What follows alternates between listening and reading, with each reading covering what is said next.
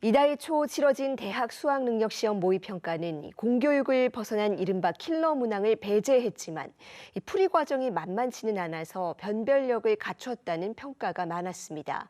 이 교육 과정 안의 핵심 개념을 더 탄탄하고 정확하게 공부해야 한다는 얘기인데요. EBS 뉴스는 50여일 앞으로 다가온 수능시험에 어떻게 대비해야 할지 이 영역별로 공부법을 확인해보는 시간 마련했습니다.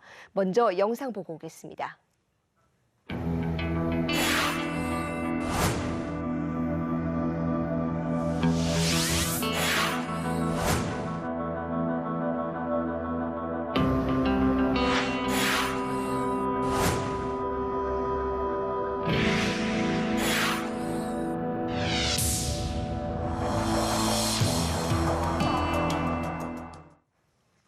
네, 국어 영역 공부법 EBS 대표 강사 최서희 선생님에게 자세히 들어봅니다. 선생님 어서 오세요. 안녕하세요.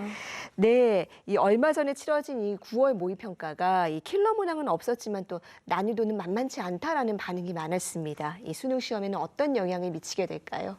네, 소위 말하는 그 킬러 문항이라는 것을 배제하는 원칙에 따라서 치러진 평가원 주간의 첫 시험이었습니다. 그러다 보니까 이 9월 모평의 경향성과 방향성을 좀 정확하게 분석을 해야 2024학년도 수능을 좀 제대로 대비를 하면서 마무리를 할 수 있을 거라고 생각이 들고요. 우선 이 9월 모의평가에서 보여주는 특징이 크게 세 가지가 있었습니다. 첫 번째는 EBS 체감 연계도가 상당히 올라갔다라는 거고요. 두 번째는 선지가 굉장히 정교하게 구성이 되어 있었다. 그래서 꼼꼼한 지문 이해가 좀 기반이 되어야 한다라는 거였고요. 마지막 세 번째가요. 신유형은 없었다라는 거였습니다. 그래서 2024학년도 수능 역시 이 세 가지의 어떤 그 경향성, 방향성을 중심으로 좀 이 기조가 유지될 것으로 보고 준비를 하는데 마무리를 잘 해야 될 것 같습니다. 예, 이제 수능 시험까지 남은 기간은 50여일 정도입니다. 이 학생들이 수준별로 어떤 공부법을 추천하실 수 있을까요? 네, 일단 상위권, 중위권, 하위권 학생 할 것 없이 이 50일이면 무엇이든 할 수 있는 시간입니다. 그런데 그보다도 더 중요한 것은요, 규칙적인 생활 패턴. 그래서 최상의 컨디션을 가지고 수험장에서 기력을 발휘할 수 있어야 되는 그런 아침에 뇌를 깨우는 연습을 좀 충분히 해야 하는 시기라고 생각이 들고요. 또 이 모든 학생들이 지금 9월 모의평가 경향성을 봐서 알겠지만 EBS 연계 교재를 빼놓을 수 없습니다. 그건 확실하게 좀 잡고 소화를 하고 가야 한다. 이런 생각이 들고요. 일단 문학을 먼저 말씀드리면 대개는 7작품 중에 3개 작품 정도가 연계가 됩니다. 그런데 우리가 비연계 작품이 뭐가 될까? 이런 것들을 막 예측하면서 정말 수많은 작품들을 공부하는 그런 시간은 아니고요. 우리 EBS 교재 안에서 연계될 작품을 확실하게 잡고 그걸 이해하는 바탕으로 수능장에서 비연계로 된 작품이라고 할지라도 좀 연계해서 좀 힘을 얻고 연계해서 시간을 확보해서 충분히 접근할 수 있는 방향으로 공부를 해야 되고요. 독서 같은 경우는요. 확실하게 신유형이 없었고 그리고 또 너무나 어려운 개념, 접근하기 어렵다는 개념들도 없었기 때문에 우리 기출 유형을 바탕으로 충분히 그 유형을 체화시키는 연습이 필요할 것 같고요. 역시나 EBS 연계 교재에 나와 있는 개념들뿐만 아니라 문항들까지도 좀 꼼꼼하게 점검을 해봐야 되겠다 하는 생각이 듭니다.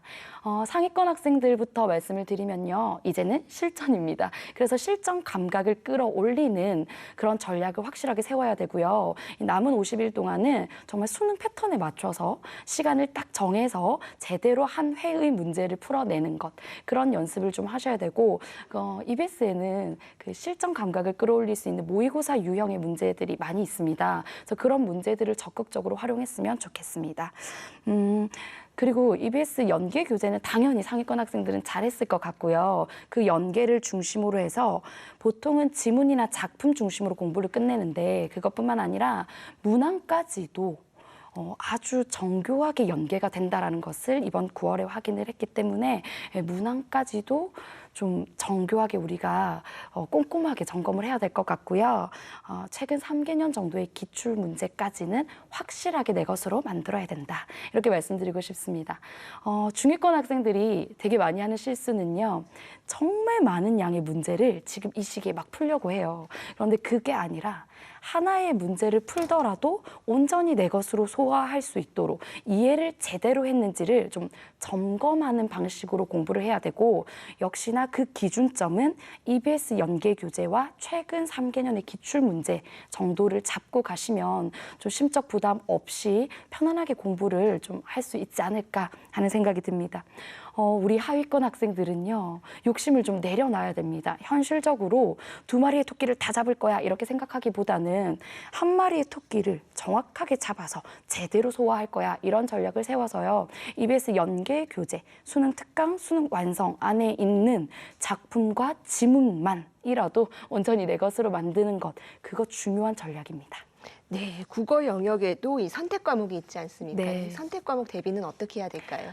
선택 과목이야말로 이 단기간에 등급을 제대로 올릴 수 있는데 기여하는 효자 과목입니다. 그래서 늦었다고 생각하지 마시고요. 지금 개념부터 정확하게 부족한 부분들을 좀 정리하면서 채워나가는 시간을 가졌으면 좋겠어요.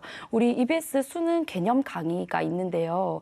그 개념 강의를 처음부터 끝까지 다 보기보다는 내가 좀 약한 부분들, 그래서 내가 평소에 어렵게 여겼던 부분들을 좀 선별해서 보는 것들 추천드리고요. 언어와 매체, 화법과 작문 할 것 없이 나올 수밖에 없는 개념 요소들이 정해져 있고 해마다 빠짐없이 나오고 있으며, 그리고 9월 모의평가에서도 그 기조가 크게 흔들리지 않았습니다. 그러니까 우리가 충분히 예측 가능한 범위 안에서 준비를 할 수 있다라는 자신감을 가지고 빨리 풀려고 하기보다는 정말 제대로 풀려고 해야 된다. 이런 말씀 드리고 싶고요.